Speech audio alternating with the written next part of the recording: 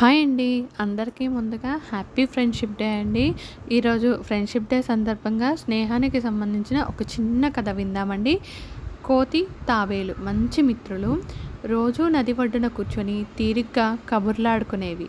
ఓ రోజు తాబేలు ఎంతసేపు ఎదురు చూసినా కోతి రాలేదు. తన మిత్రునికి ఏమైందోనని తాబేలు భయపడింది. చాలా చోట్ల వెతికింది. బాధపడుతూ ఇల్లు చేరింది. తాబేలు భార్య తన భర్త విచారంగా ఉండటం చూసి, మీరేం బెంగపడకండి, మీ స్నేహితుడు మీకన్నా తెలివైనవాడు, క్షేమంగా తిరిగొస్తాడు అని ధైర్యం చెప్పింది.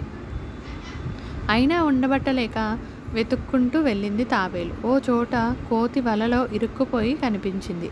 వెంటనే తాబేలు ఓ గాజు పెంకు వెతికి తెచ్చింది. దాంతో వలని కోసి మిత్రుణ్ణి తప్పించింది. ఆలోగా వేటగాడు వస్తూ కనిపించాడు. కోతి తప్పించుకుంది, కానీ తాబేలు వేటగాడి చేతికి చిక్కింది. దాంతో దొరికిందే చాలన్నట్టు సంచిలో వేసుకున్నాడు.